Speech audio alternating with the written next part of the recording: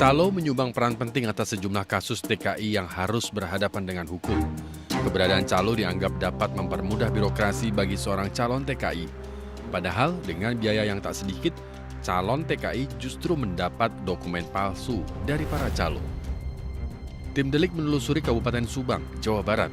Informasi yang kami terima, calo-calo masih banyak berkeliaran di sejumlah desa. Calo-calo menebar rayuan dan mencari warga yang mau bekerja di luar negeri. Para calo ini biasanya menyasar wanita desa dengan pendidikan rendah.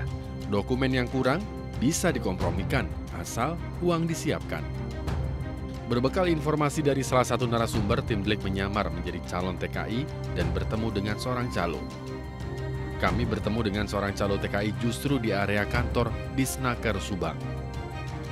Nah, kalau misalkan kakak ada gitu, misalkan Neng mau alamat sini Subang biar lebih gampang gitu, ibu ngerekom atau apanya gitu. Nah, nanti ibu tarik data dari sana.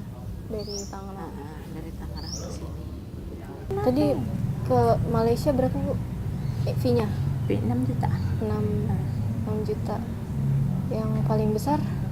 Malaysia. Iya. Taiwan 2 juta. Untuk mengurus semua kelengkapan dokumen, calo menawarkan jasanya dengan tarif tertentu. Sang calo juga menawarkan negara-negara yang bisa memberi gaji tinggi. Ini mah kan ya segitu.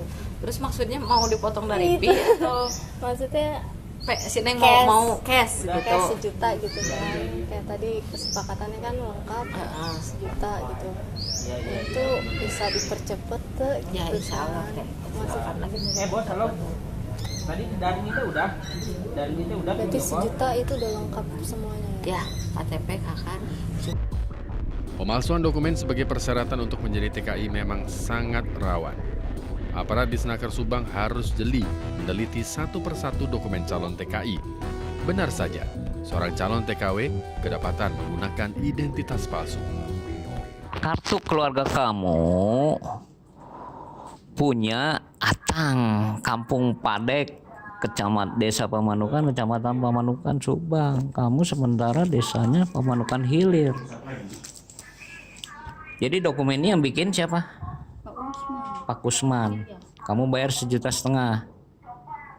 Jadi waktu ke mana nih? Dulu kemana? Hongkong? Singapura sama Hongkong. Hongkong nggak punya KTP. Punya Hongkong, KTP Hongkong. Kenapa diganti sama yang palsu? Saya udah diserahin ke ini. Iya, kenapa diserahin ke sponsor? Mending pakai KTP kamu yang lama, jadi bisa online. Verifikasi mentok. Jadi kesimpulannya dokumen kamu palsu. Setelah dilakukan pengecekan secara online di Kependudukan dan Catatan Sipil, nomor identitas tersebut menunjukkan orang yang berbeda.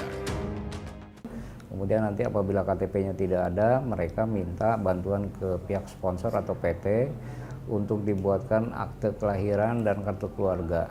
Disitulah mereka bermain, ada orang-orang tertentu atau oknum-oknum yang bisa membuatkan dokumen itu paling maksimal 1 minggu sudah selesai jadi. Salah seorang calo mencoba menjelaskan kepada tim Delik dokumen apa saja yang biasanya dipalsukan. Nah, yang dipalsuin apa aja kira-kira? Ya, 1 paket tuh berkasnya. Apa aja? Ya, mulai KTP, KK, akte. Lalu bagaimana pengawasan dinas terkait atas temuan sejumlah dokumen palsu yang digunakan oleh calon TKI? Kami dapati bahwa mereka itu biasanya KTP itu modal awal dari si calon TKW.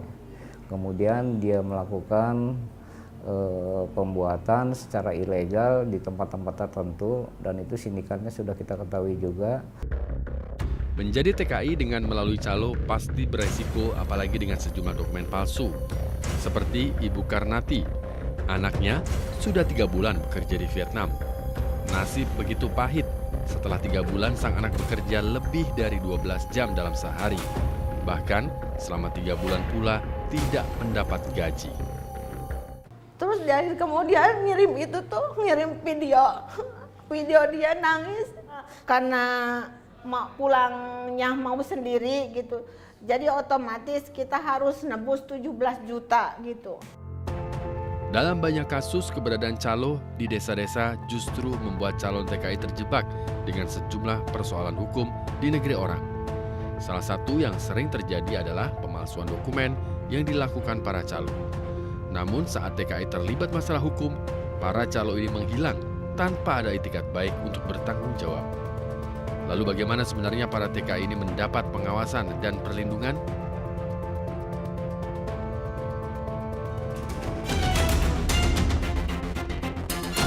Kita mah sambil belajar kan bagaimana tinggal di rumah orang itu, bangun tidur, beres-beres.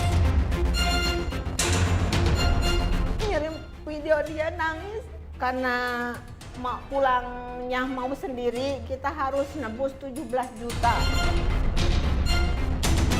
Bukan TKI-nya kita cap sebagai non prosedural itu karena mereka sebagai korban.